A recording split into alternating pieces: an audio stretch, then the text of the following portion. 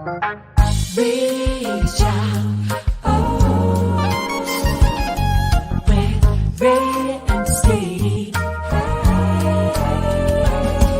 Reach out, with Ray and Steve.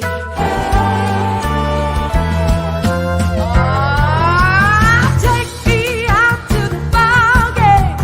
Take me out to the car.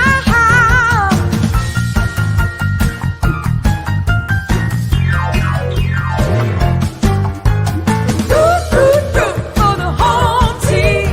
If they don't win, it's a shame.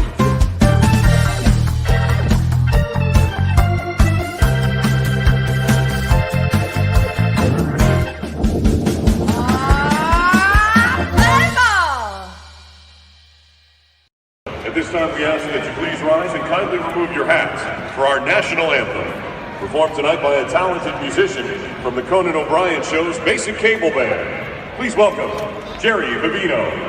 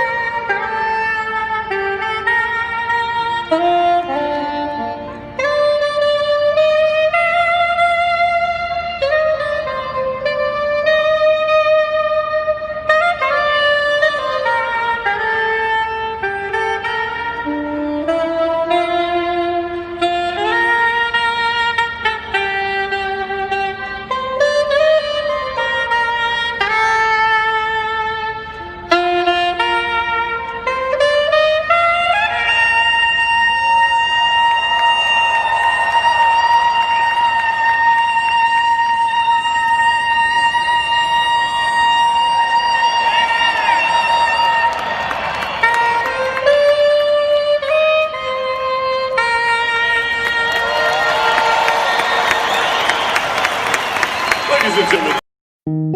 When I die, I want my wife to put the Dodger home schedule on my tombstone. And when the people are in the cemetery visiting their loved ones, they'll say, let's go to Lasorda's grave and find out if the Dodgers are playing at home or on the road. Now that's pride in the organization that you represent. Hello, everybody, and a very pleasant good evening to you wherever you may be. We are going to have an amazing show tonight, Reach Out with Ray and Steve. Of course, it's a sad day here in Dodgertown because a couple days ago we lost the mayor of Dodgertown, and that would be Tommy Lasorda. But we've got a great show, as I mentioned, and so with no further ado, I'm going to bring on our hosts, Mr. Ray and Mr. Steve. Coming in, gentlemen. Well, Hey hello. guys, how are you, Robbie? Hey, guys.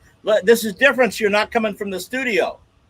Well, number one, I want to thank everybody who's, I guess you probably know, I have the COVID, and it's been a crazy 8 to 10 days now, and I just want to let the people out there know that this COVID thing is real. Wear your mask. I had not always worn my mask, and I'm paying the price now, and COVID is real. That's all I got to say on it. But other than that, I'm better. I'm glad that I'm back on the show today. Well, Ray, we are so thankful that you're on the mend there, and I know it's a really challenging time for all of us, and Godspeed. And we've been doing such great work for months and months, and it's a time to rejuvenate ourselves. So I'm sure you're getting stir crazy, but I want to thank you for everything we've done together. And once another couple of days go by, we'll be back on the road again, right? Very good. Thank you, Steve. Yeah. Let's get on with the show. Yeah, Robbie, we lost a legend. We sure did. You're sitting in Dodger Town. How are you feeling these days? Well, it was sad. I mean, Tommy was 93 years old, and so he kept he wanted to do two things before he passed away. He wanted to, number one, he wanted to make it to 100, and number two, he wanted the Dodgers to win one more championship before he went to blue heaven. Well, he made one out of two. He did not make it to 100 years old, but the great Tommy Lasorda finally did get a chance to see his beloved Dodgers win a world championship, and I'm so thankful for that because it meant so much to Tommy. Yeah, you have a show right after our show. You're going to dedicate it to Tommy Lasorda, right? That's right. Tonight on my Jam and Java show, which is now your show is 7 p.m. Eastern time. My show is 7 p.m. California time, and so 7 o'clock to 9 o'clock, and I've got some interesting guests. I've got my buddy, our mutual buddy, Sal Scogmanillo from Patsy's is going to be on talking about Tommy coming into Patsy's. He was a regular there.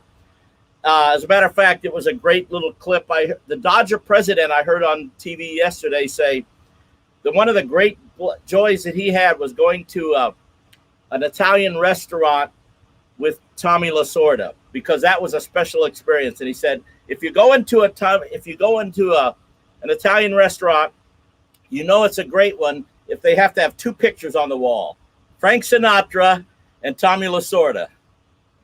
And, of course, Patsy's does. And also on my show tonight, I'm going to have Gavin. I forget. But basically, the Ray Negron of Tommy Lasorda, this gentleman has been Tommy's assistant for 12 years. He's been everywhere with Tommy, and he knows all the kinds of stories about Tommy. So he's going to be on. And then I also have a baseball pitching legend, Jerry Royce, is going to be on my show tonight and talk about his experiences with Tommy. All right. Well, we have an exciting show. We have Ken Singleton, Adam Ottavino, and we have Ellie Rodriguez. But you have a special guest that we're going to kick off the show tonight. Who is that? Who's that gentleman? This guy is one of the greatest saxophone players in the world, Jerry Vivino, and there's his picture right there. Jerry was on the Conan show since the beginning of the Conan show until it finally ended up eliminating the band because when everything changed so much. But he was 25 years on Conan show. He's played with everybody in the business, from Frankie Valli to Bruce Springsteen and everybody in between. And he's one of the great talents. His name is Jerry Vivino, and I see him there. Hey, Jerry, how you doing, sir? Good. Can you guys hear me? Yes, we can. Yes, we can. Good. I just want to make sure that, Ray, Godspeed to you. I know you have the COVID, and you're going to be fine.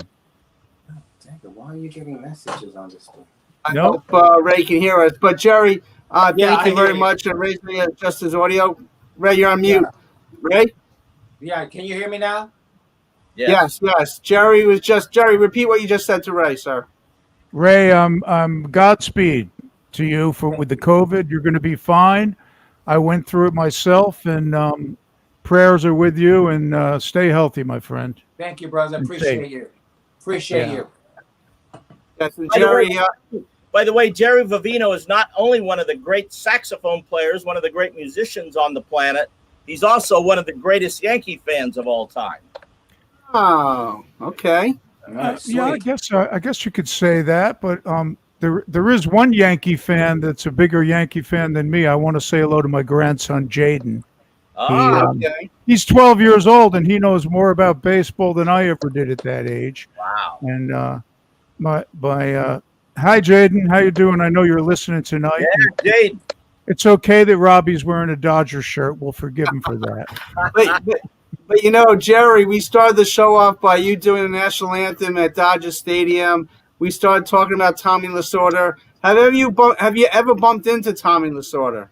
Well, yeah, I actually had a hands-on encounter experience with Tommy that I'll never, ever forget. I'll explain how that evolved. Conan O'Brien was a big Red Sox fan, and he always busted me about being a Yankee fan. but he also understood that I knew quite a lot about baseball. So whenever a Major League Baseball player came on the show, the segment producer would have to prep that player for questions that Conan would be able to ask him that the player would be comfortable with, of course. So they would call me into this little room with the segment producer, and I would be screening and helping them ask questions that might be appropriate for the guests. I mean, we had Bernie Williams, Ted Williams, Hank Aaron, Pete Rose, you name it. So many greats came in. And when Tommy came in, it was the year that he was managing the Olympic team. So he was a guest based on that. He was retired as a Dodger manager, but we were still in New York with Conan. And they brought me in the room. So I went in the room with the segment producer, whose name was Frank Smiley, and we started asking Tommy all kinds of questions. This room was maybe at the most 6 by 8, a very small little room. So we're asking Tommy questions, and he's answering. And you know how he loved to talk and he loved to joke around. But anyway, all of a sudden, there was a foul smell in the room, pretty bad. And I'm kind of holding my breath, and I'm looking at Frank, and he's looking at me, and Tommy's looking at us. So we kind of figured out something was going on, and Tommy looked at us, and he said, "What the hell is the matter with you guys? You've never farted before? Let's get the hell out of this room before we suffocate." And we left that room laughing. We couldn't stop laughing. And, you know, the producer of the show came over and goes, "What's so funny? Can we use it on the air?" And Tommy said, "You're not going to use that one on the air." And we explained what happened. But that was my quite a funny moment. One of the funniest moments I ever had on the Conan O'Brien show came from Tommy Lasorda, believe it or not. Ray, you would never do something like that, would you, Ray? Listen, It could have been me, believe me. all I know is that we've had some great experiences, and you know, I don't know how you put a show like what we have tonight between Tommy Lasorda and then, you know, we have Kenny Singleton on, who's a giant hero in New York, and the fact that he played with Roberto Clemente, who we honored last week. Steve, let him know a little bit about that. Yeah, Kenny Singleton, obviously, he played for the Mets, the Expos, the Baltimore Orioles. He's in the Hall of Fame for the Baltimore Orioles. He 3-time All-Star, world champion in 1983, and he also was in the he won the Roberto Clemente Award in 1982, a lifetime 282 hitter. Amazing career, and he's been a yes commentator, broadcaster for over 25 years. And Ray, I know you've bumped into him every time at Yankee Stadium. I had the honor of talking to him for the first time. So we have Kenny Singleton on the show. Let's bring him on. Hey, Kenny. Hello, guys. Kenny. How are Thanks you for having today? Kenny, Thanks for having me on tonight. I appreciate it. Thank you, Kenny. This is Robbie Robinson, the musical director for our program, but for Robbie, Frank how are you? Vitale and Jerry Vivino, great my pleasure. saxophonist musician with the Conan band for a long time, 25 years. Wow. First of all, I'd like to say to Ray, my good buddy, I'll see you in spring training. I don't know. We don't know when it's going to start yet this year, but first of all, you got to get yourself well. Take it easy, and you'll be back in fine shape as soon as possible. I'm sure you will. Thank you, Ray. no, thank you, Kenny. And the one thing that I want to say about Ken Singleton, I mean, Kenny's been a hero of mine since he was a New York Met. Okay, and he was the good-looking, strapping, switch-hitting outfielder that everybody thought was going to hit 50 home runs and all that kind of stuff. He was a hero to all of us kids because he was a New York guy. And you know what, I knew that Ken Singleton was an incredible human being? When George Steinbrenner said to me, "Ray, that's my favorite opposing player. I wish he had been a Yankee." And, you know, for George Steinbrenner to say that, you know, it tells you about the heart of a man. Wow. It's quite a compliment coming from George because, you know, when I first spoke to him about getting the job with the Yankees on TV, He said, our fans aren't going to like you because you've done too many bad things to our team. And I reminded him, I said, well, Mrs. Steinbrenner, with all due respect, I was just doing my job. And he said, yeah, you did your job very well. You and that Eddie Murray guy. So George was well aware of the fact that I had some pretty good nights against the Yankees. And the Orioles were certainly a big-time rival of the Yankees in those days. One thing I'd like to mention, guys, we were talking about the passing of Tommy Lasorda. Robbie had mentioned that. And, of course, if you've been in baseball long enough, like I have, your paths are going to cross with the great Tommy Lasorda. And I was doing Expos games before I did Yankee games. This is years ago. And growing up, I had one of my best friends was Arnold Moskowitz, and he lived about 3 blocks from me, and he was a big-time Dodger fan. And I was with the Expos doing the games, and I was going to leave tickets for Arnold for the next night. Well, I went down to talk to Tommy before that night, and I said, Tommy, would you mind if I brought my friend Arnold down onto the field, and he'd like to meet you and just walk around the Dodger Stadium? He's a big-time Dodger fan. I've known him since I was 7 years old. And, of course, Tommy said, sure, bring him down. So before the game, I took him into Tommy's office, and Arnold's eyes got all big. All these Hollywood stars, pictures were on the wall. Frank Sinatra, just any star you can name had been at Tommy's office. And he talked to Arnold like he had known Arnold ever since we were 7 years old. So Tommy was so nice and gracious to us. And I said, well, Arnold, we got to go because I got to go interview some players before the game. And Tommy said, no, leave Arnold here. He can stay in my office. He said, by the way, Arnold, sit behind my desk here. And Judge Tommy was so great to him. And when Arnold was driving me back to the hotel after the game, he thanked me. He couldn't thank me enough. He said, I've been a Dodger fan, ever since we were kids. And he said, this is the greatest day of my life. And that's something that Tommy Lasorda put into motion and got done. And, Arnold has unfortunately since passed away, but he was a big-time Dodger fan. Growing up, I was a Giant fan, so we were kind of going back and forth. I was a Giant fan because I like Willie Mays. And it was, I like the Yankees too, though. So the Yankees were my American League team. So it was quite a rivalry between our friends. But for Arnold to say that to me, I can still remember the words coming out of his mouth, and it did my heart good that I did something with one of my best friends growing up. And, I kind of wish he was still here, but, eventually get to see him. You're a big Yankee fan, Jerry, right? Yeah, I am, of course. And talk about your recollections of Ken Singleton as a ball player, but as a Yes commentator. Yeah. Well, I was Ken. I'm a generation younger than you. Okay. So I just turned 67 a couple of days ago, and Okay. I grew up, watching the Yankees and Mets. And I know you came from New York, and when the Mets traded you to the Expos, my buddies and I was maybe 15 you were about 23, so I was 16 or 17, and we were upset. We said, what are they doing? This guy he's a switch hitter. He's got all the tools. He's going to be a great player. And sure enough, we watched you develop into one of the game's greatest players. And I always thought, and as a broadcaster, you're also an excellent broadcaster. Thank you. I know you started out with Toronto, I think, as a broadcaster. Yeah, actually, the network I worked for, TSN, did both Toronto and Montreal games.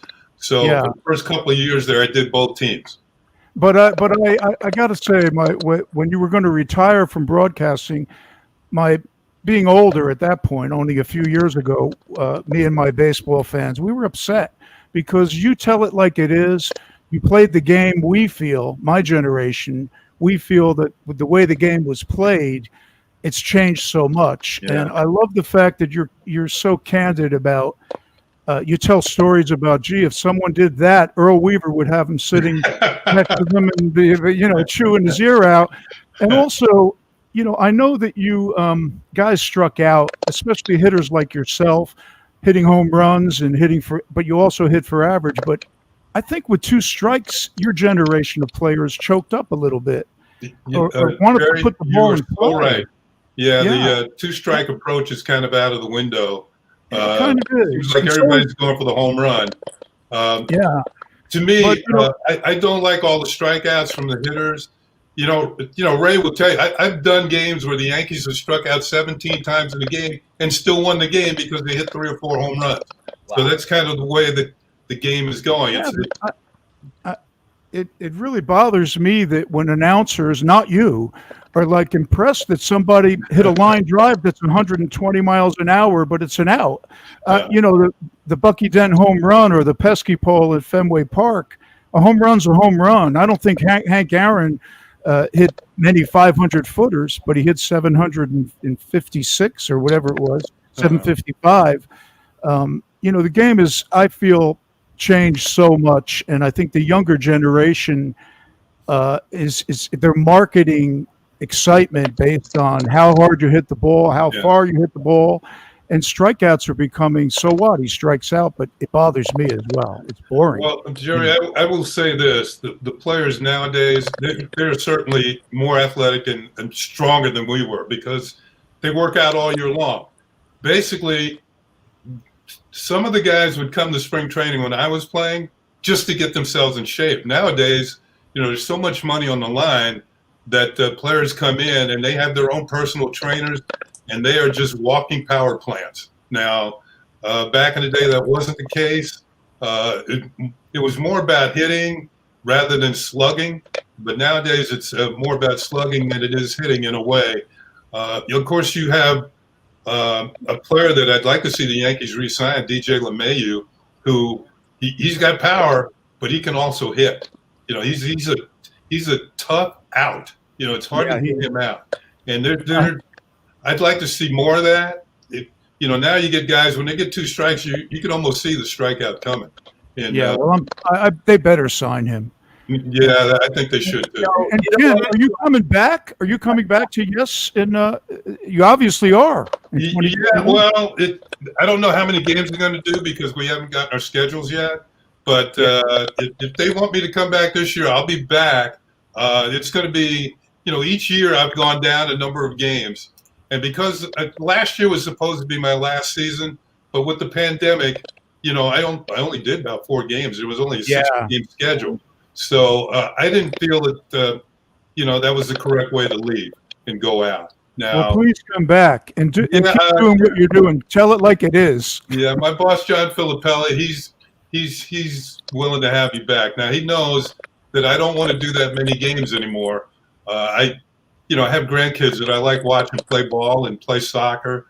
And, you know, if I miss a game, one of their games, I feel kind of bad about it because, you know, the kid hits a home run. I missed it, you know. So, you know, that's the sort of thing that's going on in my life now. And it's you know, I've been doing this job for 36 years.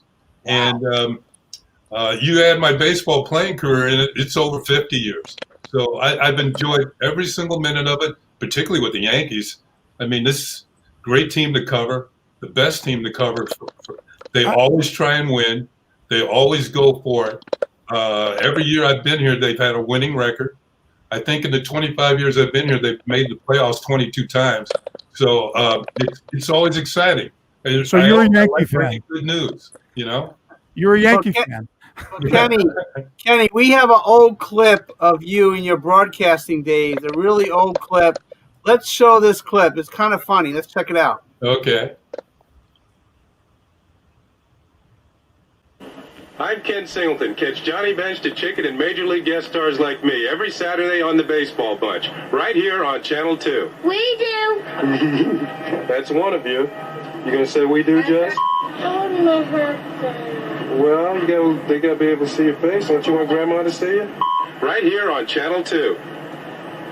We do. We do. Right here on Channel 2. We do. We do. Come on, look up. Is it one more time? Right here on Channel 2. You guys want to say it? I'm Matthew. I'm Justin. Why don't you try it again, Matthew? Let Justin go first. Justin goes first. I'm Those are my 2 oldest sons, Matt and Justin. who are now 44 and 41 years old. So, in fact, Justin's married and married his college sweetheart. He went to Clemson and played baseball there, and married his college sweetheart, who was an All-American soccer player. And now they have 3 kids. They live in Haddonfield, New Jersey, near Philadelphia. So it's only about a 2-hour drive from here in Maryland to their house. So when I got a chance in the fall to go up and watch the grandkids play, it certainly warms my heart every time I see them play. Wow. Rob, you had a question? Oh, well, I just wanted to pick up on what Ken was mentioning about Tommy. That story you told about Tommy making that guy's day, and that story about him making the guy feel like he had known him all his life. Yeah. I've heard that story over and over and over and over. That's who Tommy was. He was just one of the most genuine people ever. Oh, yeah. And everybody he met, it was like they were his best friend. And that's one reason why he's so endeared to so many people. Well, once he knew that Arnold had been a Dodger fan since he was 7 years old, I think he had a pass. He could have gone anywhere in the stadium, let alone Tommy's office. Well, with that being said, Steve, can we bring him Adam Ottavino now? Sure, let's bring in Yankee relief pitcher Adam Ottavino, who is backstage. He's a great relief pitcher. Started his career with the Cardinals, went to the Rockies. Now he's with the Yankees last couple of years. 3.53 ERA for a lifetime. And Adam, welcome to the show. Reach out, Ray and Steve. Hey guys, thanks for having me here.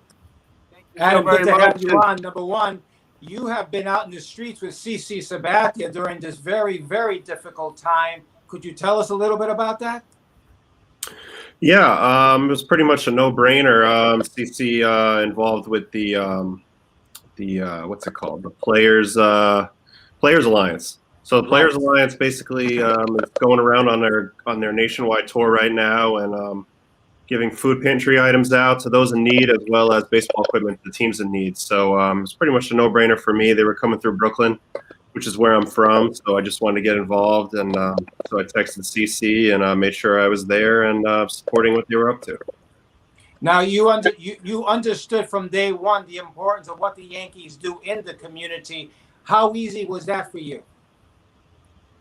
Well, it's easy. I grew up in New York City as a Yankee fan, and I know for me, I always say I've had 3 parents. My 2 at home, and then the city itself gave a lot to me, made me the person I am, and so I want to give back to the kids, who are in the same shoes I was in growing up. So being a Yankee, I know the impact that has on kids. My name means nothing when it's not next to a Yankee logo. So now that I'm a Yankee, I try to take advantage of that and encourage as many people as possible. I appreciate the fact that the last couple of years you've actually trained with a former member of Hank's Yanks, which was our benevolent team throughout the years. Kenny Singleton knows about Hank's Yanks. Mm-hmm. And you have been out there with one of our kids. Tell the people the kid's name and what you've done with him. Just Alex Katz, is that what we're talking about? And yes, and some other ones, Andre Caceres. I mean, they're doing a great job helping out with Hank's Yanks, and I know that basically for a while, in New York, there's not as many ball players around during the off season, so I had a place to train in Harlem, and I had pretty much anybody who wanted to come by. Work out with me. I felt like, it's always good to have the company and pick people's brains, whether they're in the big leagues or not. There's always something new to learn in baseball.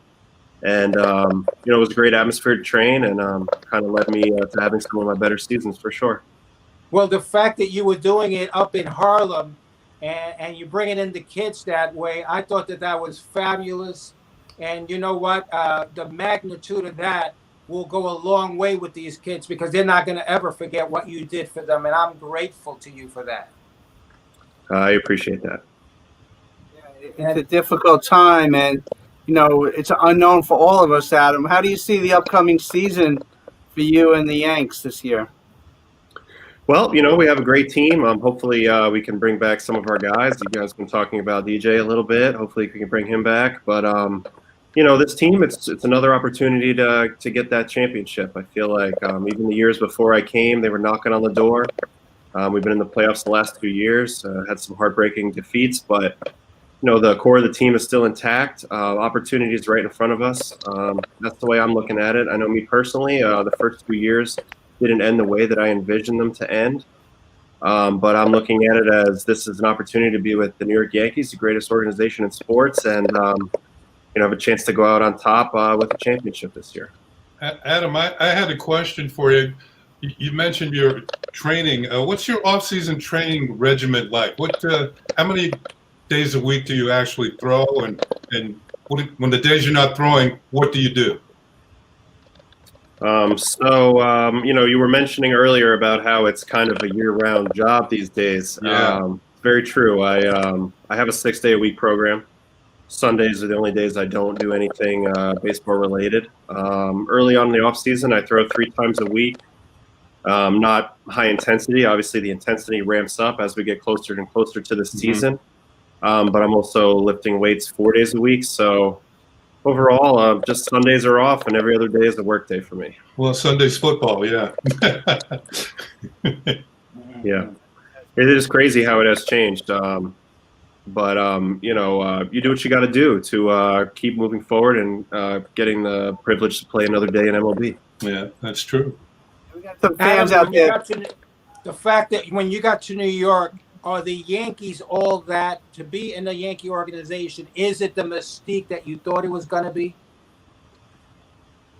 Yeah, I do think so. I think the first time I put on the pinstripes, they felt a little heavy to me for sure. Just something that I always look forward to doing, hopefully one day, and it was very surreal to finally do that. But I do have to say, the organization is second to none. They support us in pretty much every way possible, and our families, so that we can focus and play winning baseball every day. I feel very fortunate to have been a part of this group. And I'm comfortable now here, so I just feel really supported by the people behind the scenes, and I'm looking forward to rewarding that support with hopefully a championship this year. Do you ever wonder what it would have been like to have played under George Steinbrenner? I'm sure you've heard about the mystique of the man. Kenny knows, and he played for the other side. I mean, do you ever wonder about that? Oh, of course. Growing up, you hear about the boss and everything that he brought to the table. And I think as a Yankee fan myself, I always appreciated his desire to win at all costs and how involved he was with the team. And it was just very, very exciting to follow the Yankees. And I do wonder sometimes what it would be like to cross paths with George Steinbrenner himself. But it's obviously not meant to be in my lifetime. But he really put the Yankees where they are today. The brand that they are today was kind of a vision of George. Kenny, do you think that Adam would have, in essence, come out, would have, like Frank Sinatra, I used in the commercial this week with Adam Ottavino, the best is yet to come.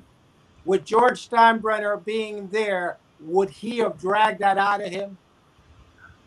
He certainly would have tried. I mean, first of all, with George, second place was not good enough. So he was expecting the best from his team. He wanted the Yankees to represent New York because he felt New York was the greatest city in the world. Of course, I kind of feel that way too because I was born there and grew up in Westchester County. And back in the early days of the pandemic when New York was going through the stress level unlike any other place in the country, I was in Florida just on lockdown down there, and it just hurt me to the core. It hurt my heart to watch what was going on in the city, and I'm glad they've rebounded. I mean, now we're going through tough times again, so we should be able to get through this. And now with the vaccinations coming, I'm looking forward to the fans getting back into the stadiums. I know it might be a gradual sort of thing, but once that happens, maybe we'll get closer and closer to being back to normal. And I just kind of miss all that. Last year when I did the games remotely, it just wasn't the same. And we want to get back to normal again. Well, Adam. I was going to ask Adam, if the whole pandemic thing has it worried the players per se from the standpoint of like keeping distance from the fans and things like that? I don't think so. I think part of it is just you want to protect your families. My parents are 65, 66, and they live with my 94-year-old grandmother. So, just doing everything we can to protect her and trying to, do that sort of thing. So during the season, this past year, it was pretty much just go to the field, go home every single day to kind of ensure that we walked that tightrope and could complete the season. But, to be honest with you, it's not the same baseball without the fans, especially Yankee fans. Yankee Stadium, when it's rocking, is the best place to be in the world, in my opinion. So we're hoping we can get that back sooner rather than later, and we won't shy away from the fans when they're there. Hopefully it'll be in a safer time, but, we need those fans. Well, Adam, thank you so very much for joining us here tonight, and God bless you. I'm sure we'll see you down the road at Yankee Stadium, all the community efforts that you've been doing lately. Thank you, sir. Thank you, brother. Right, Appreciate you. Good luck, Adam. Appreciate it. Thank you. So we have a surprise guest for Kenny. Kenny, you mentioned Westchester County. We have somebody from Mount Vernon. Wow. I'm going to bring him on, former NBAer, Lowe's Moore. Lowe's, there's Lowe's and there's Kenny. You guys know each other? Yeah, we do. Yeah, the Boys and Girls Club at Mount Vernon. Lowe's is a big man in Mount Vernon, New York. Believe me. How you doing, Ken? I'm doing well. I'm down here in Maryland, but I'm getting ready to head down to Florida into warmer weather, and hopefully spring training starts on time, and we can get another baseball season going. How are things up in Mount Vernon? Everything is stable in Mount Vernon, and trying to follow the protocols. Everybody just trying to stay safe. But Mount Vernon is as good as it can be. Cost the schools and places like the Boys and Girls Club are struggling because you can only take so many kids, right? Because of the COVID. So, and it's a lot of virtual stuff going on. But overall, everybody seems to be in Mount Vernon to stay safe. Okay, great. Now let me ask you, how is it that Mount Vernon, a little place like that, and you get Ken Singleton playing in the major leagues, you get Lowe's Moore playing in the NBA. I mean, you get Denzel Washington winning an Academy Award. What is it? Is it in the water? Is it COVID? What is it? I think that for me, guys like awesome guys like Ken were what I consider lights in Mount Vernon. You have a lighthouse, and you can find your way home by looking at that lighthouse.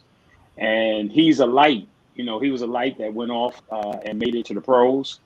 And so whenever somebody breaks that barrier, making it into the pros, you may not be a good baseball player, but you got to find out what your niche is, and then you need to light your light, and then you need to follow Ken's light, and that's what we were able to do. Gus made it. Ray made it. Earl Tatum made it. So you just following the light, man. And these guys are awesome character and awesome talents. Yeah, that's very true. And I want to point out somebody else who came from Mount Vernon. My brother Fred, who was a big time track star, All-American, graduate from Penn State, and has been the track coach at White Plains High School for many, many years now. He's getting to retire, but I'm so proud of my brother because he has led so many kids to colleges and universities around America. And it seems whenever he'd come down to visit me here in Maryland, he'd say, well, I got to go off and meet one of my former track stars that's going to school in this area. And I'd say, I thought you came down here to see me. And he's going off to visit kids at Loyola or University of Maryland, to all these schools in the area. And I'm very proud of my brother. He too, my brother Fred, is in the Westchester Sports County Hall of Fame. That's right. There's guys who, like Lowe's and myself, and he mentioned, Earl Tatum and Gus and Ray Williams. But there's a lot of other guys who contributed to the sports background in Westchester County over the years, and my brother's one of them. Wow. Hallelujah. Great story, Lowe's. I know it's your mom's birthday, so happy birthday to your mom. I know it's a blessed day for you, so God bless the Lowe's Moore family there. Yes. Thank you. Thank you for having me on. And Ken, love you, brother. Take care, Lowe's. All right. Be safe out there. I will. Thank you, Lowe's. Okay. You're welcome. So, Robbie, you're sitting back there in California. What do you make of this so far? Well, you know what? It was great to see Adam on because I'm going to be rooting for the Yankees this year because I want the Yankees to win the division. I want them to win the pennant in the American League. So Ray and I can finally get what we've been wanting for decades, a Dodger-Yankee World Series again. How cool would that be? Well, that would be terrific. That would be terrific, especially what we've all been through. That would be great. But Kenny won the Roberto Clemente Award in 1982, and we have a gentleman that's involved with the Roberto Clemente Award for so many years and the work that he's done in honor of Roberto Clemente. Eli Rodriguez. Hey, Steve, let's do this right. Because Kenny will appreciate this because Kenny played against the Pirates in '79 World Series. Wow. And Kenny, you understand, in essence, what Roberto Clemente tried to do in 1972 when he took that airplane and the airplane crashed with all the supplies for Nicaragua.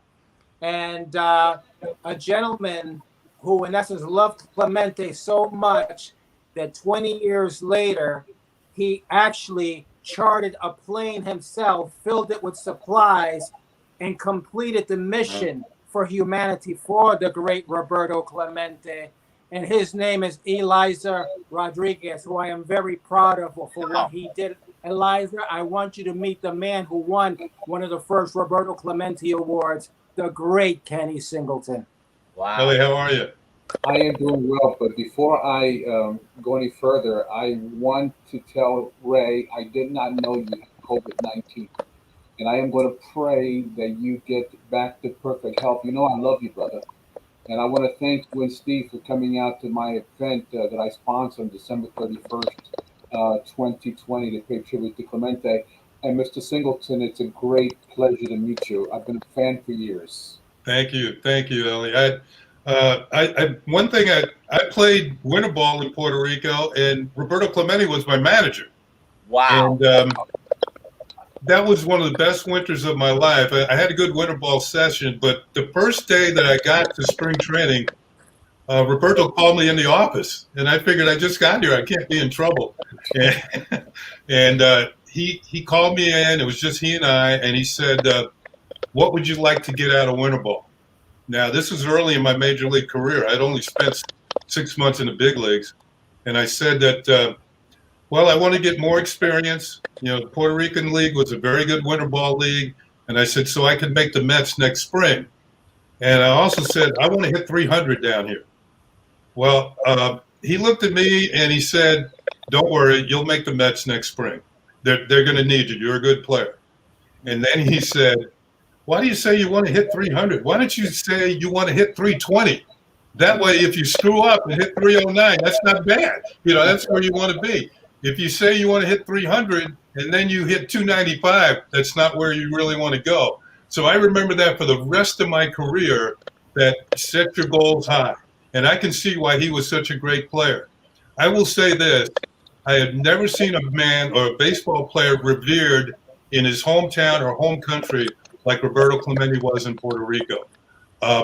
We had a good team that we made the playoffs, and we were playing against Frank Robinson's team. Wow. And the owner of the team wanted Roberto to be on the team in the playoffs. He said, I want you to activate yourself. And Roberto was kind of hesitant. He said, look, these are the kids. They're the ones who got us to the playoffs. But the owner said, no, I want you on the team. So we come down to a playoff game. We're losing 2-1 in the bottom of the ninth inning, and we have the bases loaded with 2 outs. And it was time for a pinch hitter. And Roberto sent up Jose Morales, who was a pretty good hitter. And the crowd started booing because they knew that Clemente was activated.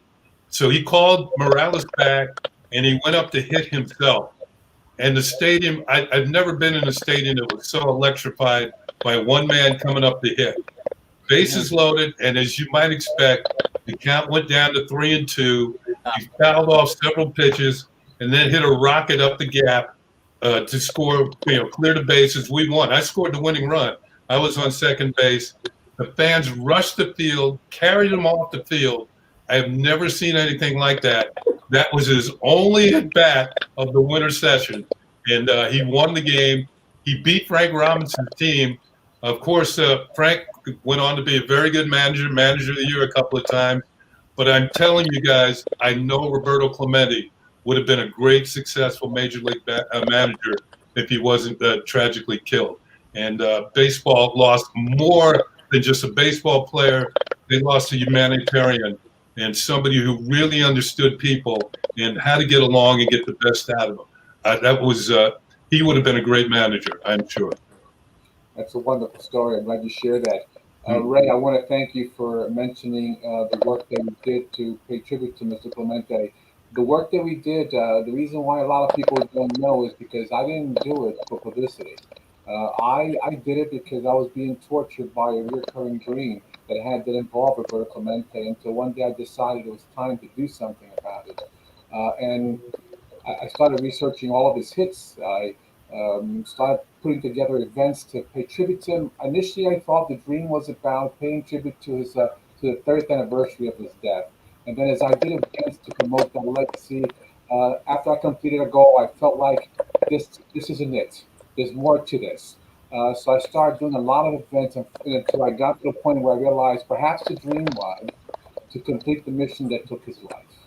And then when I started working on that, and then I felt really inspired that I was on the right track. It took me about 10 years to get to that point, but on December 31st, 2005, I was able to charter an aircraft in Puerto Rico, filled with the aid that Clemente supposedly was taken to Nicaragua.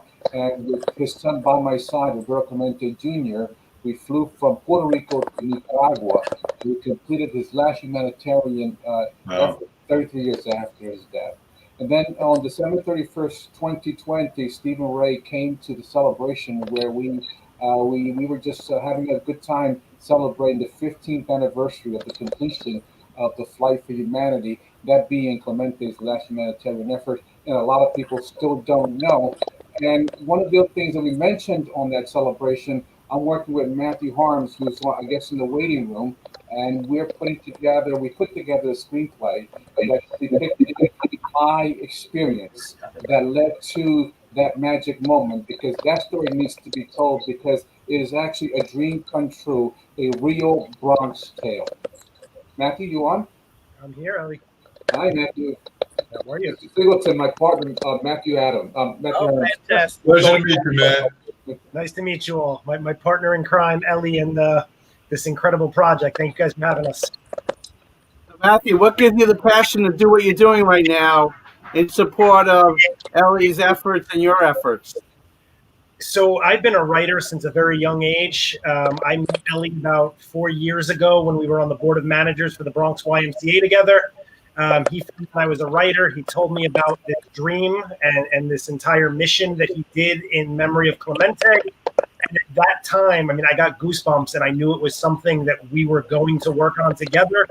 We had started it. Life took over. And then, as we all know, 2020 happened.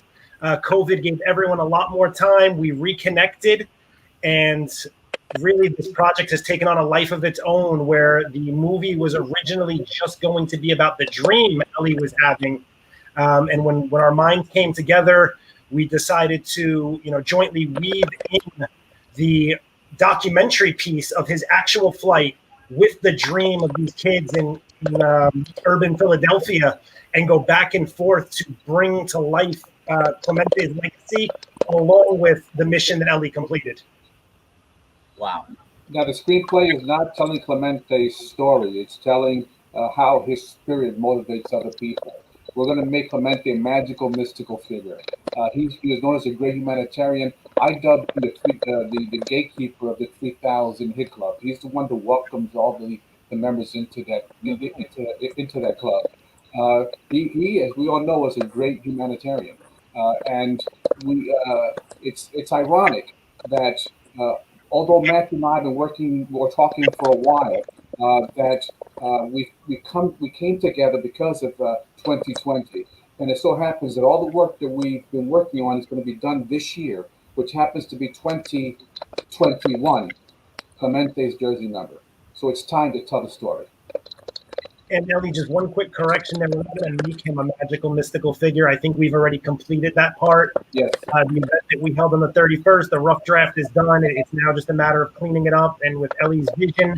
And I give him most of the credit on this, more just my technical skills and guidance. Every single scene kind of jumps off the pages. Well, gentlemen, thank you so very much, Ellie and Matt. God bless your efforts. And, you know, we're all struggling during this pandemic, but what you're doing is going to really open up a lot of doors and educate people, young people out there, what Roberto Clemente was all about. And what it feels to me. Well, Steve, we're going to have to get Robbie Robinson to do some music for Eliza. There you go. But I just want to say I'm so thankful to be in the same program as Jerry and Mr. Singleton. I've been a fan every time I can remember. So thank you so much. It's been a pleasure, Ray. Thank you. Thank you, guys. Thank you, guys. God bless. God bless. We have a little bit of time left, but Kenny, we have another clip of yours in the All-Star game, and you hit a home run. Let's check it out. Ken Singleton back in the day off a classic Hall of Fame picture. Let's check it out. He's been over there visiting. There he's seeing Bob Hope in the background. There he goes, former Commissioner Chandler with the blue cap on. Look out. Hit deep to right center field. Way back, way back. American League leads.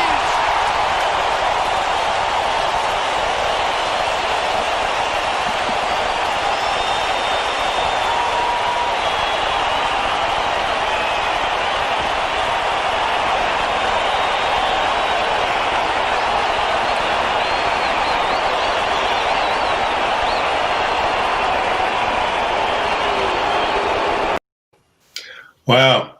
That was off a former teammate, Tom Seaver. Yeah. And believe it or not, the count was no balls and 2 strikes when I hit my home run. And the thing about hitting a home run off Tom Seaver, he was one of the toughest pitchers that I faced over my career. I think I was 2 for 31 in the regular season against him.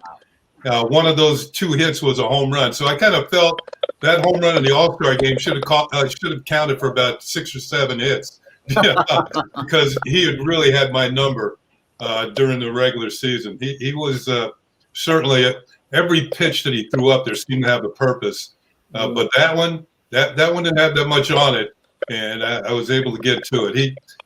He was a great teammate when I was with the Mets, and certainly one of the greatest pitchers of all time. Certainly the greatest Met of all time. Yeah. Kenny, I gotta ask you, who was tougher to hit, Bob Gibson or Tom Seaver? The numbers would say Seaver because Gibson was no day at the beach, believe me. But I can recall running into Bob Gibson in St. Louis, and you guys can look it up. I think I hit 340 against him, and he looked at me and he said, "I used to have problems with you with that scowl." And I'm thinking, well, he can't get me now. We're both retired. he could be pretty mean out on the mound. I can remember the first time I was going to face him. I was playing with the Mets, and it was Don Clendenin said to me, said, "Kid, if you hit the ball hard, make sure it's fair, because you pull it foul, he's going to throw that next one right near your chin." So, I did get my hits off him. Never hit a home run off him, but I did get my hits. Seaver was totally different. I had problems just getting my hits off of him. Can I ask one question to Ken since we're on this subject? Go ahead, Gary. Possible. Ken, you being a switch hitter, it's funny that Ray mentioned Gibson and Seaver. I had them on my list because I figured you would have nice stories about both of those great pitchers. In the American League, during your career with the Orioles, you faced Ron Guidry quite a few times at the peak of his career. Yeah. Now, you were batting right-handed against Guidry. Against Seaver and Gibson, you were batting left-handed. Yeah. It must have been I don't know. How did you do against the Gator? Being with the Yankees over the years, of course, there's a lot of information available, and I kind of looked it up. But I think I hit 174 off Guidry. But I did hit a home run off him one day in New York. It was the Thurman Munson game. I hit a home run off him. Oh, But I was at it was that game. when I went to New York. I used to stay with my parents in Mount Vernon. I didn't stay with the team downtown. And my dad knew that I didn't do well against Guidry. And when Guidry was going to pitch and I'm walking out the door, my dad would say, "You know who's pitching tonight, don't you?" And I said, "Yeah, I do." I said, "Maybe he'll walk me." But Guidry he wasn't, let alone tough on me. He was tough on everybody. He was. You hit 174 against him. I think his ERA was 173 that year. You know what? If it wasn't for him, I'd have been a 300 lifetime hitter against the Yankees. I think it was 290 something. But if it wasn't for him, it would have been 300. We're almost out of time, but Kenny, you have an outing, a fundraiser that it's in Maryland. I know you do things in New York and in Maryland, and COVID restrictions, permitted. Talk about your Ken Singleton Celebrity Classic coming up. Well, thanks for bringing it up. You know that we have a golf tournament every year that benefits the Cool Kids campaign, and we help kids and their families who are dealing with the cancer issues. Every service that we offer these families is free. So we have big Christmas parties for all these kids who are suffering and their families. We have tutoring for them. If they need rides to their treatments, we do that. We also we will babysit the kids and at our offices, and so the parents can go out and have a parents' night. Just because when you have a child who's suffering from cancer, it's the whole family suffers. So we try and help out the whole family situation. And I've been with them for 12 years now. The golf tournament's been going on for 10 years. We get people from all over the country. All my former teammates come and play. And, they had my back when I was playing, and they certainly do now. We've expanded the Cool Kids tournaments. Mike Ruzioni, who was the scored the winning goal for the Americans against the Russians back in 1980. He has a tournament that benefits the Cool Kids in Boston. We have Dennis Martinez who's going to have one in the Miami area, probably West Palm Beach in November of this year. Dan Jansen, the former speed skater who won a gold medal in the Olympics, he has one in Charlotte, North Carolina, and all of us combined help support the Cool Kids and these kids who are dealing with cancer. Now, it's kind of sad when you see grown-ups dealing with cancer, but they live longer lives. But when you see some of these kids who are dealing with it, it really tugs at your heart. And of course, unfortunately, some of them don't make it. But research is getting better and better, and hopefully one day that we won't have to talk about this anymore. Well, God bless everybody. We're out of time tonight. So Matt, Ken, Ellie, Jerry, Robbie. Thank you. Thank you. God Be bless safe, guys. everybody. Be safe. Be safe. Love you. We're going to go Love you out guys. with Robbie Robinson Talk to you with soon. his song. Close it up. God See ya. bless. Thank you.